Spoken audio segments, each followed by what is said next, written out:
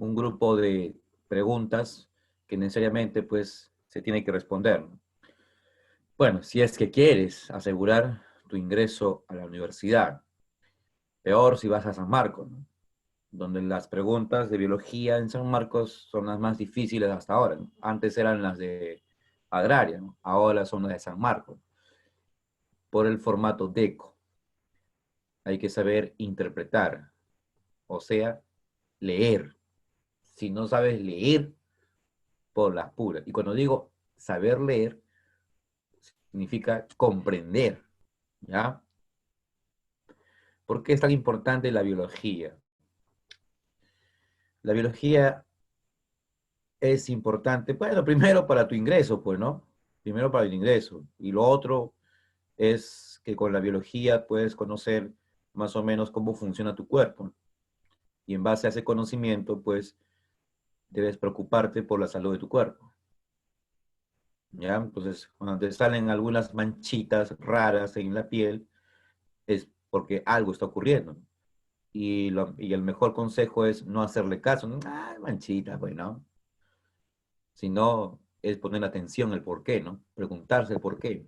Quizás es subyacente a alguna enfermedad. O Recuerda que quizás hay es un cáncer de enfermedades, piel. claro, recuerda que hay enfermedades que no solo se activan con el nacimiento, sino también pueden activarse a mitad de tu ciclo de vida. Y cuando se activan y luego desaparecen, la persona puede decir, ah, no pasó nada, entonces desapareció. Cuando vuelva a reaparecer, será peor.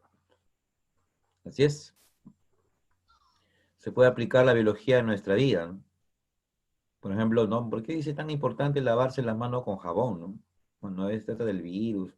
Lo que pasa es que la gente no conoce la estructura del virus. El coronavirus es un virus que tiene una envoltura, como si fuera una membrana celular. Y esa membrana le permite reconocer a la célula y luego penetrar en ella.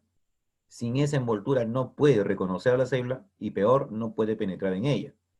Y como es una envoltura hecha de lípidos y proteínas como en la membrana celular, entonces si yo a esa membrana le aplico un disolvente que no es agua, porque el agua sola no puede hacer eso, pero el jabón sí. El jabón desestabiliza esa envoltura. Así que cuando tú tienes en tus manos, por ejemplo, partículas virales de coronavirus adheridas en tus manos y tú lavas jaboncito, ¿qué estás haciendo? A nivel ultramicroscópico, le estás quitando la envoltura a esas partículas virales. Aunque ingresen entonces a tu organismo, ninguna de esas partículas virales podrá invadir a tus células. Así. ¿Ya? Ese es el principio del por qué se aplica el jabón. Y la envoltura se retira más rápido con el jabón que con el alcohol. Por eso es mejor lavarse las manos con jabón constantemente que estar solamente todo el día echándose alcohol, alcohol, alcohol. ¿Qué te crees? ¿Borracho? Bueno, así hay muchas cosas en la biología que se pueden aplicar, ¿no? Cosas que no entendías, con la biología se puede entender. Los famosos, bueno, esto ya voy a llegar al corazón de usted, ¿no? Cosas en la Biblia que para ustedes quizás son verdades, pero que con la biología se puede entender que en realidad no es así. Y no solo con la biología, también sucede con la física, con la química. Pero bueno, vamos al punto, señores, ¿ya? Ahora sí, Kemi.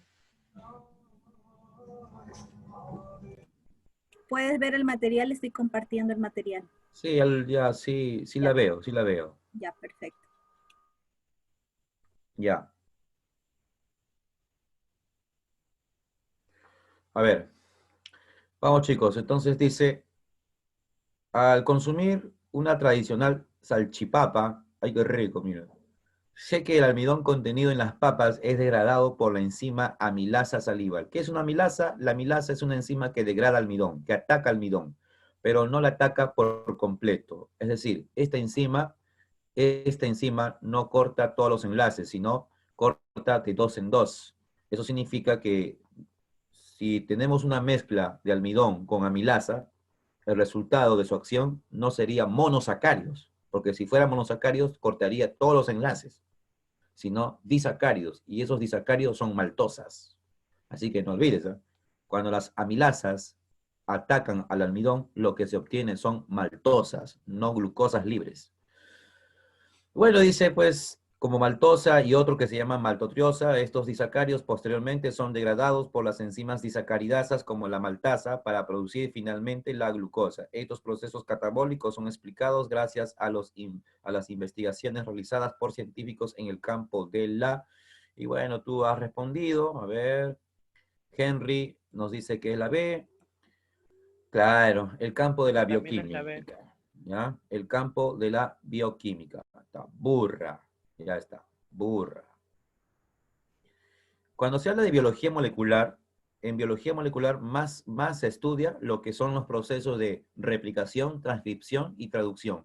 Ahí se estudia más eso. La bioquímica también puede Profe, estudiar la biología la... molecular es todo lo que se encarga de esa investigación de clonación de células y ese tipo de cosas. Espérate, déjame terminar la idea. La bioquímica también puede estudiar esos procesos de replicación, transcripción. La bioquímica estudia fotosíntesis, por ejemplo, ¿ya? La fotosíntesis. La fisiología también estudia fotosíntesis, pero la bioquímica lo estudia a un nivel más químico.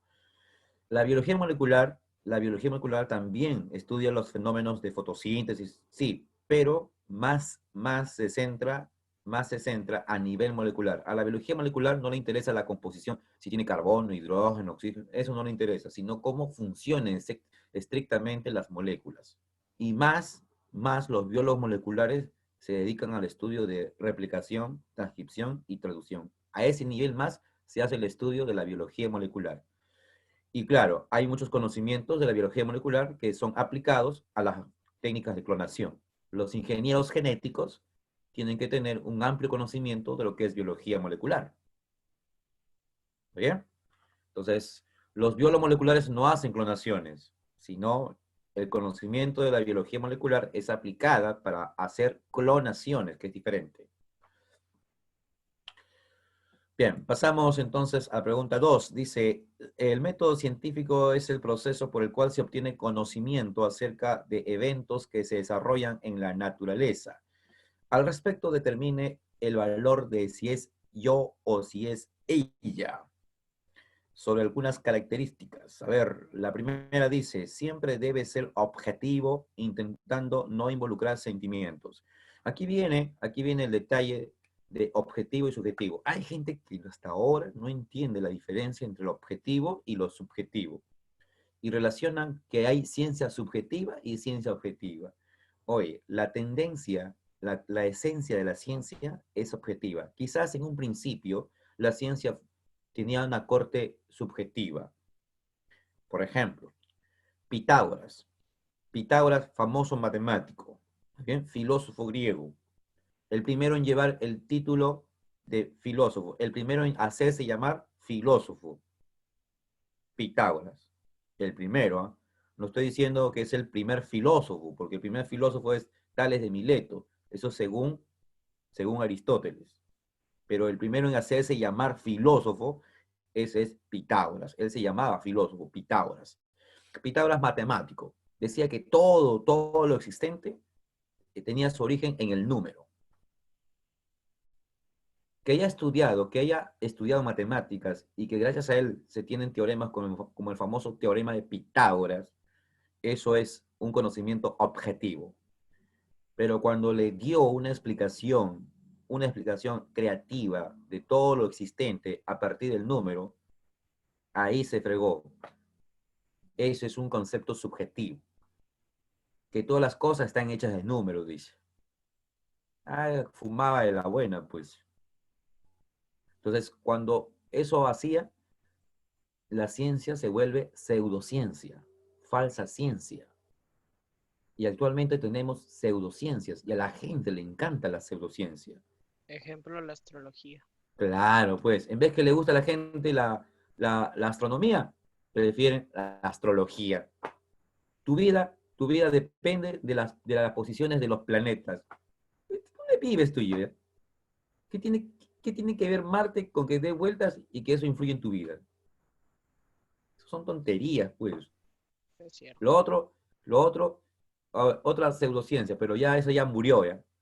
la alquimia, aunque algunos son todavía como que intentan ser fanáticos o aficionados a la química, pero tienden a ser alquimistas, ¿no? La alquimia. El Feng Shui también, el Feng Shui chino también es una ¿En Diego? pseudociencia. El Feng Shui es el que ordenan los lugares de la casa y dicen que eso afecta en tu vida o algo así. Ah, claro, claro, claro, Una claro. cosa china. Lo que estudian lo paranormal, pues, esas tonterías, ¿no? Que los fantasmas, esas tonterías no existen, oye. Fantasmas, que hadas, que vírgenes. Las únicas vírgenes más que creo que existen son las vírgenes de la cumbia. De ahí no hay más. Ahí está. Entonces, no hay que meter emociones, no hay que meter sentimientos. Opiniones personales deben estar del lado de la ciencia, de lados, al margen de la ciencia. Para hacer ciencia, tú no va a influir en tu creencia. Tú puedes seguir creyendo en tu Dios, no sé, en Maradona, en Senosama, pero eso no tiene por qué intrometerse en lo que vas a hacer del punto de vista científico. Así que los que hicieron la teoría del Big Bang, por ejemplo, fue un creyente, pero en su trabajo teórico no metió nada lo que es Dios en realidad.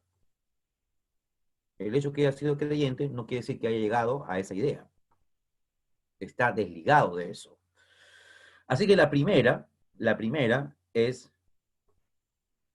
dice, intentando no involucrar, o sea, está en lo correcto. A eso se refiere el objetivo, ¿ya? Verdadero, yo. El uso de un grupo control garantiza un desarrollo adecuado. Cuando se hace un experimento, grupo control, ¿a qué se refiere? En un experimento hay dos tipos de grupos, grupo control y grupo experimental, ¿ya? Control experimental. El grupo control, escuche bien, es aquel grupo que debe representar el fenómeno sin ser alterado del todo. Es decir, es lo más cercano a lo que debe ocurrir en la naturaleza.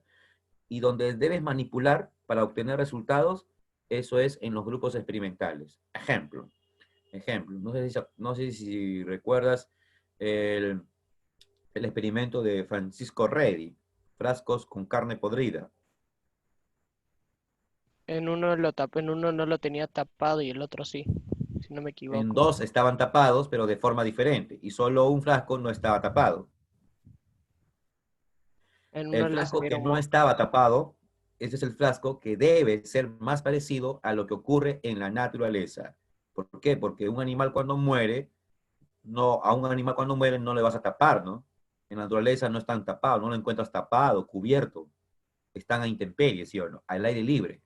Entonces, ese frasco con carne podrida tenía que representar al fenómeno como tal ocurre en la naturaleza, expuesto al aire libre.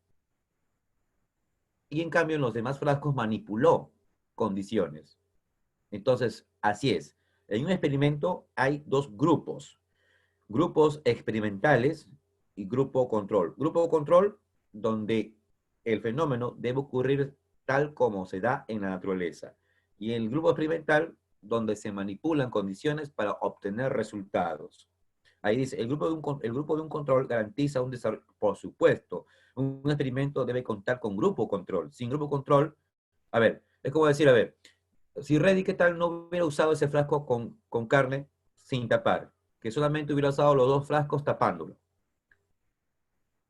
Él podría haber llegado a las conclusiones de que la carne podrida no origina espontáneamente ni gusanos ni moscas. ¿Hubiera llegado a esa conclusión? No, Si se dio cuenta de que las moscas llegaban del entorno, ¿ya? Del entorno hacia la carne a través del olor, y eso lo entendió con todos los frascos. Si hubiera quitado el frasco abierto, no se hubiera dado cuenta de eso. El grupo control es importante para obtener resultados adecuados. Ya, no siempre son aceptadas las hipótesis propuestas inicialmente. Claro, pues una hipótesis puede ser aceptada o puede ser rechazada mientras no sea demostrada. Así es, ¿ya? Entonces sale yo, yo. Todos son verdaderos como yo. Ya está. Amorosas por la plata. 3.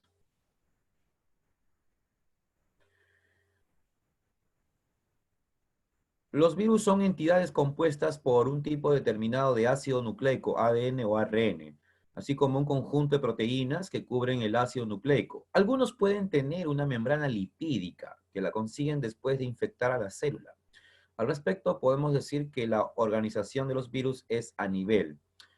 Cuando hablamos de átomos, pues es el nivel atómico. Cuando hablamos de que los átomos se juntan, interaccionan, forman moléculas, el nivel molecular.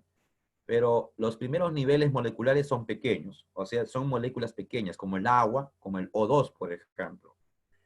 Cuando las pequeñas moléculas interaccionan, forman el nivel macromolecular. Macro. ¿Y quiénes están en el nivel macromolecular? En sentido estricto estarían Las proteínas. células. No. Los Macromolecular dos. sería proteínas, ácidos nucleicos y los polisacáridos. Eso. Proteínas, ácidos nucleicos y polisacáridos. Son en sentido estricto macromoléculas. Macromoléculas. Y cuando las macromoléculas interaccionan y forman algo más grande, una supermolécula, pero no se va a llamar supermolécula, sino se le llama supra, porque está más allá de ese nivel, supra. ¿Está bien? Entonces, los virus se encuentran en el nivel supramolecular. Son supramoléculas los virus.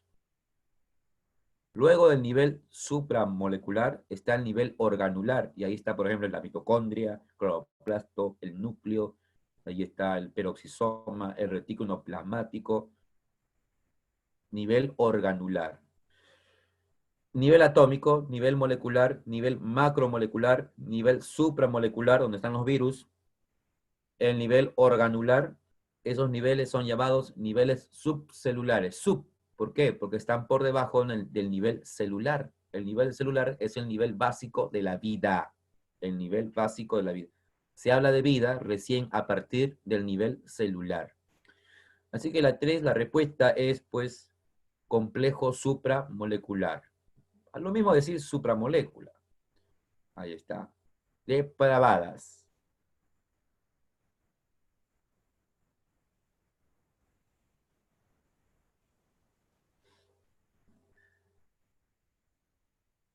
Ya, 4. A ver, los ácidos nucleicos desempeñan un rol prominente en el funcionamiento celular y la transmisión de la información genética. Al respecto, determina el valor de yo o ella de los siguientes enunciados, en general, de los ácidos nucleicos. La primera dice,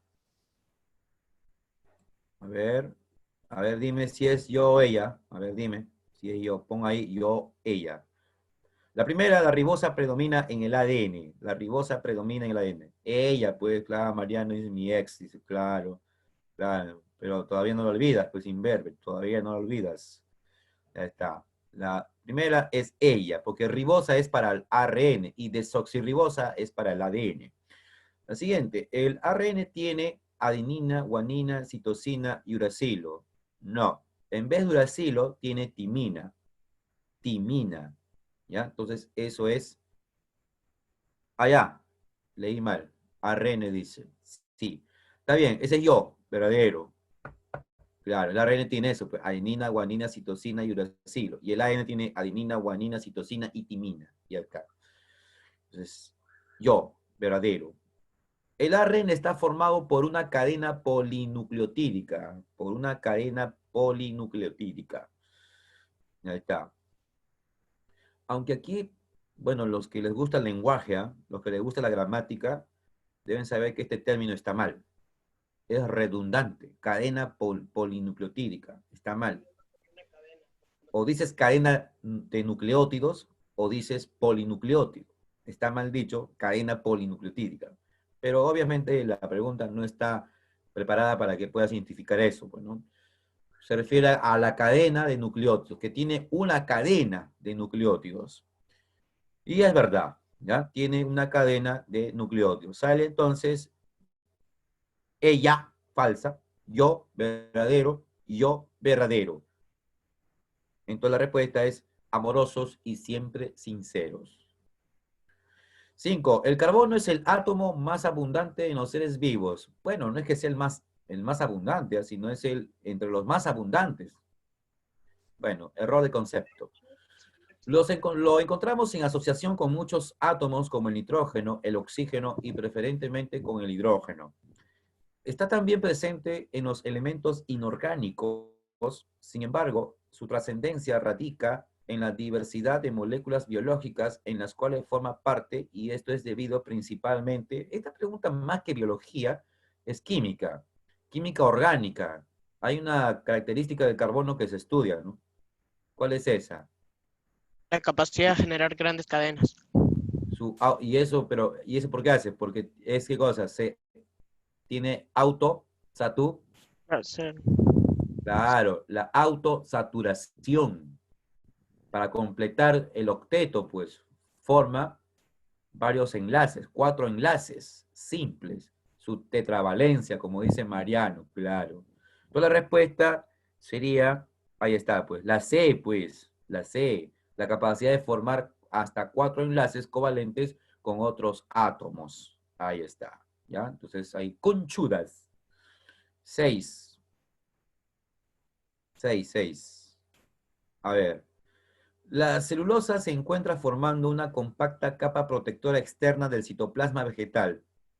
Por ella se permite el paso controlando de las sustancias desde el medio extracelular al intracelular y viceversa. Inclusive permite la comunicación entre dos células vecinas. Asimismo, es responsable de otorgar la forma peculiar a algunas células vegetales. Al respecto, podemos inferir que la celulosa es un carbohidrato cuya función es, ya pues, es un carbohidrato estructural porque forma pared celular, una estructura estructural. Eso es en el caso de la vegetal, ¿no? De la célula vegetal. En el caso de la célula fúngica, ¿qué forma su pared celular? Claro, Tulio Guevara dice quitina, muy bien. En el caso de ser una célula bacteriana, ¿qué forma su pared celular? Mureína, también llamada peptidoglucano, el peptidoglucano. Y en el caso de una célula animal,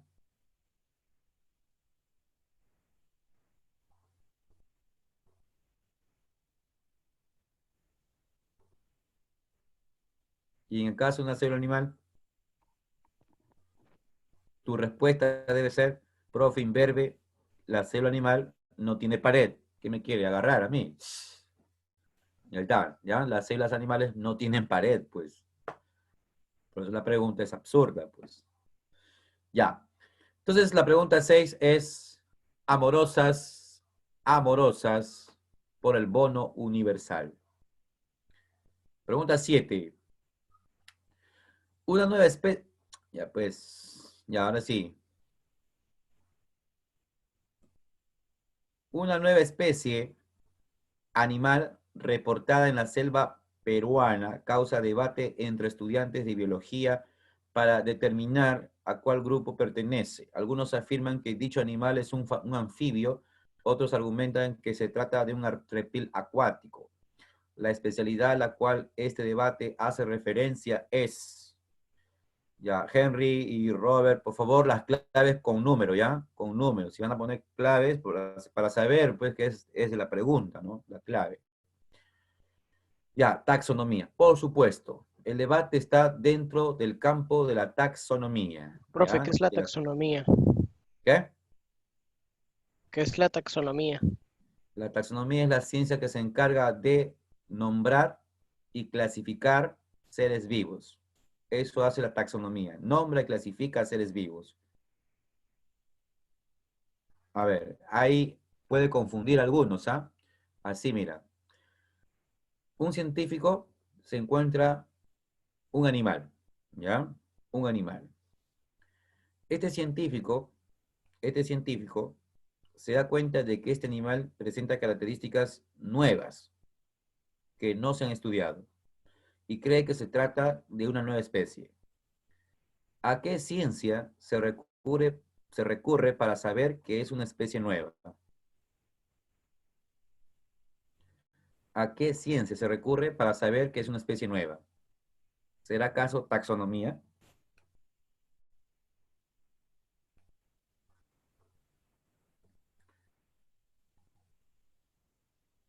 La taxonomía su función es nombrar y clasificar seres vivos, clasificar a las especies, nombrar a las especies. Pero cuando se quiere determinar que es una especie nueva, eso no es un aspecto taxonómico. Para, para que la taxonomía pueda clasificar esa especie, entonces, para clasificar, se tiene que identificar a la especie, identificarla, determinarla, saber que es una especie y con quién tiene características similares.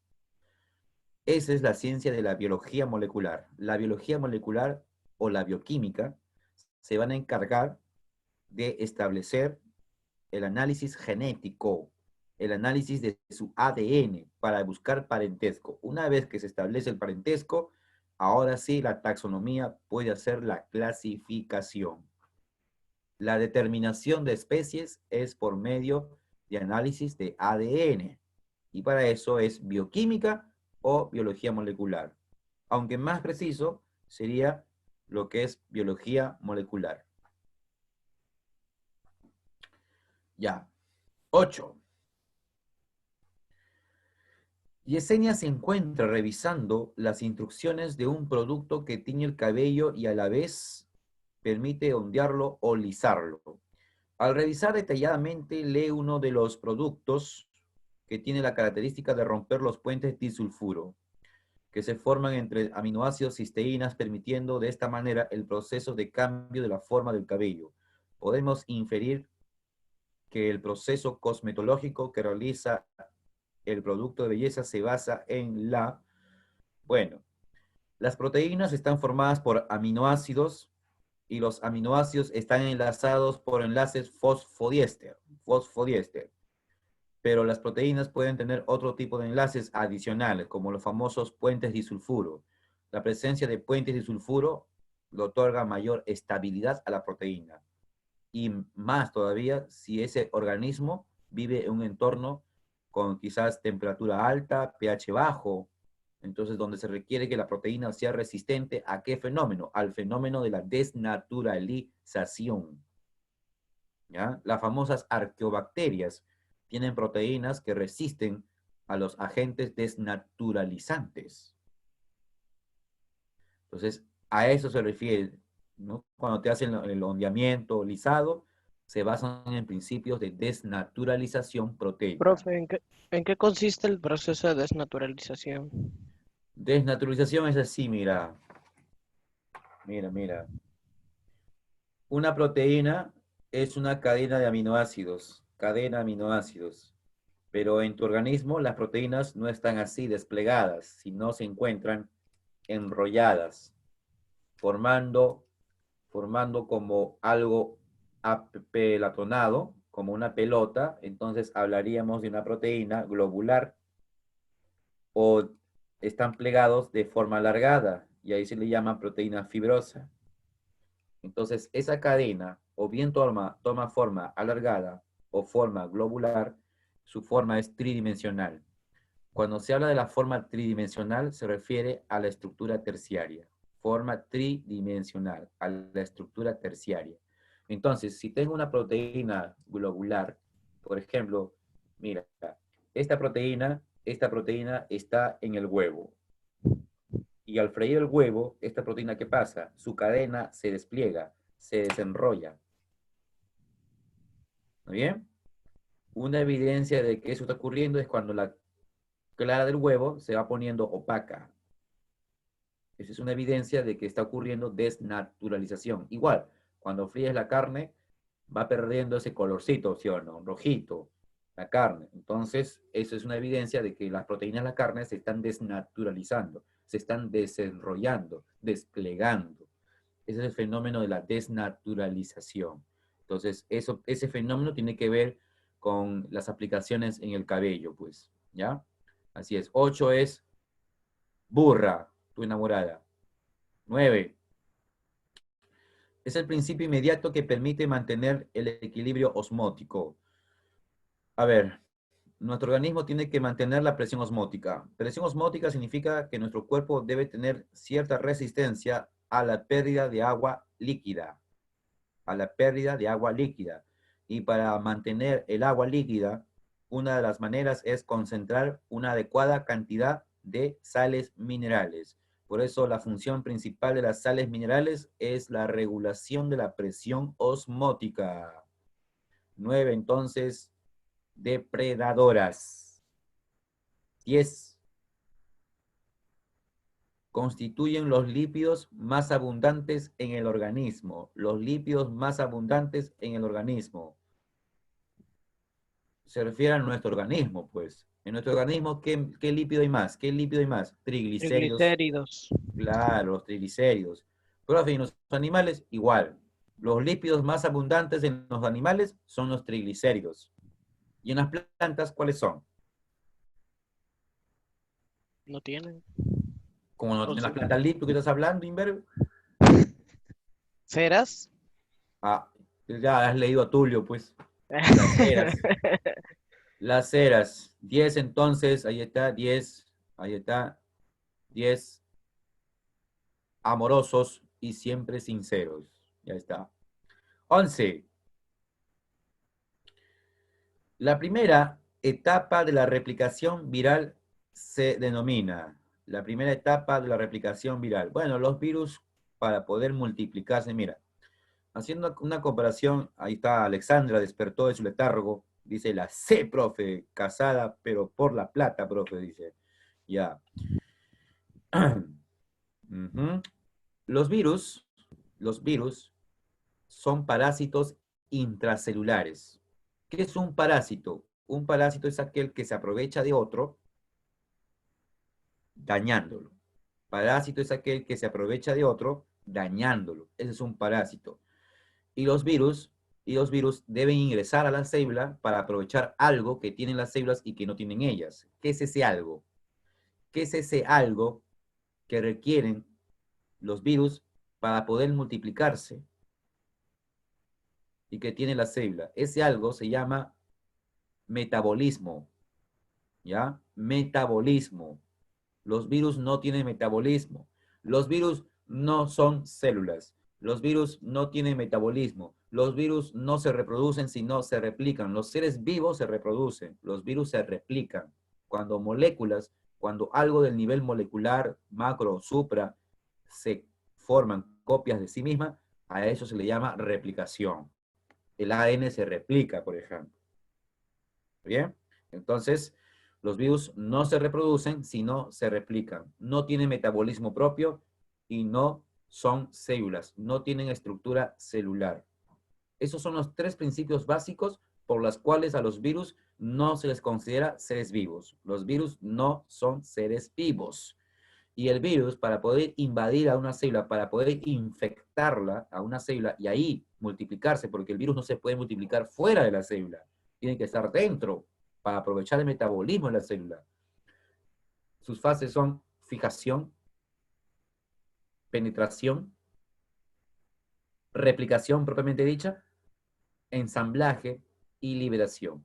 Así, las fases del ciclo infeccioso de un virus. Y la primera, pues, es fijación. ¿Qué ocurre en la fijación? En la fijación, el virus se adhiere, se pega a la superficie de la célula, reconoce a su célula huésped, y una vez que reconoce a su célula huésped, lleva a cabo, ahora sí, la penetración. Así que en la fase de absorción o fijación tiene que haber adherencia y reconocimiento para que pueda ingresar, para que pueda llevar a cabo su segunda fase. ¿Está bien? 11 entonces sería pues casadas por la plata. Ya está. 12.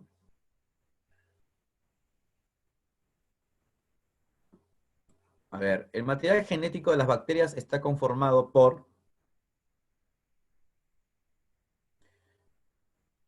A ver, ¿qué dices Robert? ¿Qué dices Alexandra? ¿Qué dices Dianora? Helen. Helen, nombre de hechicera. La A. Por favor, número, por favor, número. ¿Qué les cuesta poner el número? Oye? Pero, profe, las claves están en letras. No, pues, o sea, el número y la letra, pues, para saber que no es de la pregunta anterior, pues. O sea, 12A, 12 o B o 12C, chicos. Ya, sí, pues. Ya. La respuesta, claro, es ADN de doble hebra. Hebra significa cadena, filamento, de dos cadenas. Dos, entonces, ahí está. Ámalo, aunque sea Quasimodo. Ámalo. 13. Estructura que participa en el intercambio de material genético en las procariotas. O sea, las procariotas se aparean usando pili. Los pili usan un pilus, una fimbria, para transferir material genético. Claro, pues, ahí está. ¿Ya? Entonces sería Drogo, tu flaco. ¿Cómo se llama ese proceso que hacen? Cuando se aparean a Profe, ¿qué es través de la un pili? pilus. No entiendo qué es la pili, ¿podría explicar? A ver, el pilus, ya mira, primero te lo voy a ilustrar como tú Profe, lo vas a perdón, hacer, ¿ya? estoy en cuarta de secundaria, no Ya, me como tú lo enseñaba vas a eso hacer, todavía. pues, escucha, pero te voy a ilustrar como tú lo vas a hacer en el futuro. Como te vas a casar, ¿ya? Como te vas a casar, supongo, ¿no? No te aconsejo que lo hagas, es la peor decisión de tu vida. Pero bueno, pues, tú eres masoquista, pues. Te vas a casar, ¿ya? Te vas a casar y vas a tener tus hijos, ¿sí o no?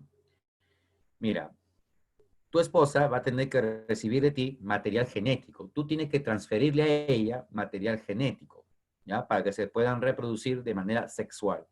Y tú vas a usar una herramienta para hacer la transferencia. Ya tú sabes, ya tú vas entendiendo cuál es, ¿ya? Una herramienta.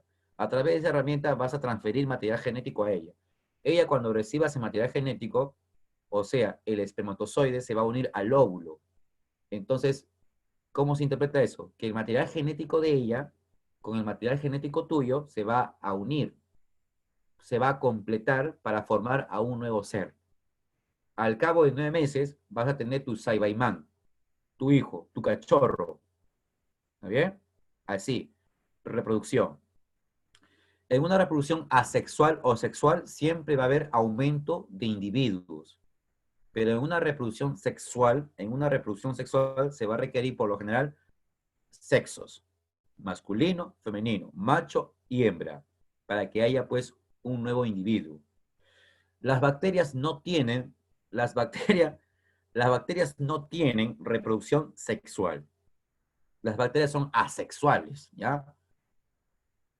No realizan sexo, como yo así, intacto, invicto, nada, ¿ya? Nada. Las bacterias se reproducen de manera asexual, solo de manera sexual, pero, muchas veces se sabe que la reproducción asexual no genera variación y las bacterias necesitan variación para poder resistir mejor a su entorno. Y una de esas maneras por las cuales consiguen variación es haciendo conjugación, mal llamada reproducción parasexual. ¿Cómo es eso? Que una bacteria es capaz de transferirle, así como tú lo hiciste en el ejemplo, transferirle material genético a otra bacteria, usando como un pene. Claro, no se va a comparar como lo que tienes tú, porque todo lo que los varones tenemos, pues algo que es una gran construcción, ¿ya? Una obra maestra. En el caso de las bacterias es así, es chipipe, pequeñito, microscópico.